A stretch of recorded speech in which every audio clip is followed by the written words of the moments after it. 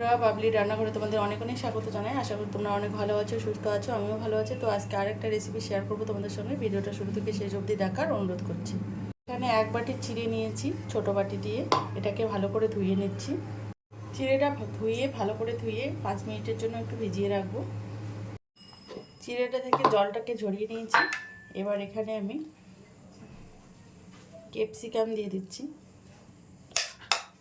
কাঁচা লঙ্কা, পেঁয়াজ,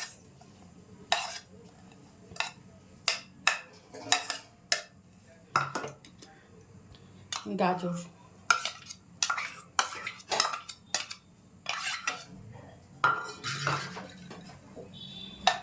ধনেপাতা। এখানে মশলার মধ্যে নিয়েছি হলুদ গুঁড়ো, লঙ্কা গুঁড়ো আর ভাজা জিরে গুঁড়ো একটু দিয়ে দিলাম। এখানে পরিমাণ মতো লবণটাকে দিয়ে দিচ্ছি।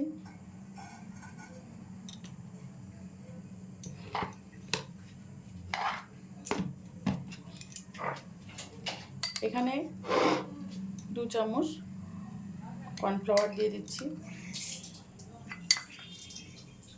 দিয়ে এটাকে পুরোটাকে ভালো করে মেখে নেব।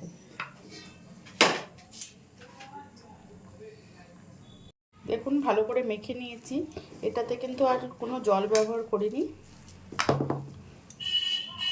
এখান থেকে আমি এরকম করে একটা শেপ দিয়ে দেবো।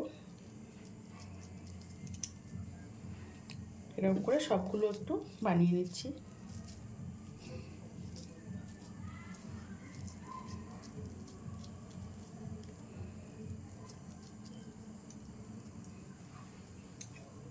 দেখুন বন্ধুরা, সবগুলো আমি বানিয়ে নিয়েছি।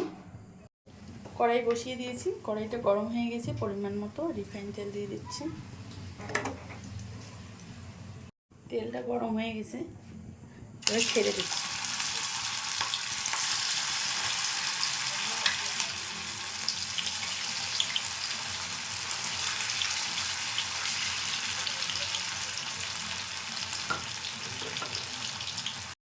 উল্টে দিচ্ছি।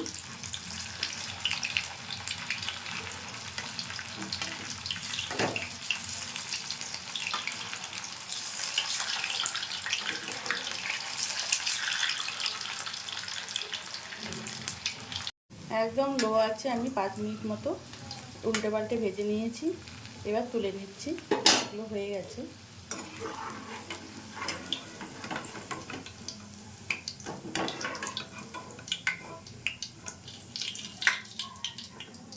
দেখুন কতটা সুন্দর হয়েছে, খেতেও কিন্তু দারুণ হয়। নামিয়ে নিচ্ছি। বাকিগুলোকে দিয়ে দিয়েছি, একইভাবে ভেজে নেব। উল্টে দিচ্ছি।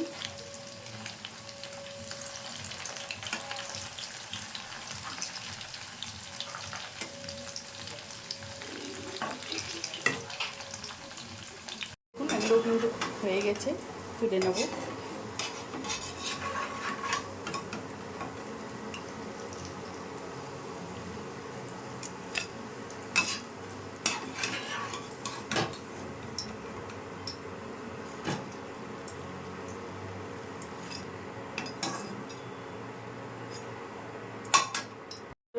পকোড়াগুলো নামিয়ে একটা প্লেটে আমি সার্ভ করে দিয়েছি। তো আপনারাও একবার ট্রাই করবেন। দেখলেন তো কত সহজে করে নেওয়া যায়। চা বসিয়ে আপনারা এই রেসিপিটা করে নিতে পারবেন। এই পকোড়াগুলো খুব সহজেই হয়ে যায়। আর যেহেতু ভেজিটেবল দেওয়া আছে, বাচ্চাদের খেতেও ভালো লাগবে।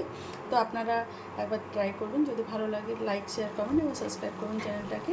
আর ফেসবুক পেজ থেকে যারা দেখবেন পেজটা ফলো করে দেওয়ার অনুরোধ করছি। ভালো থাকবেন, সুস্থ থাকবেন।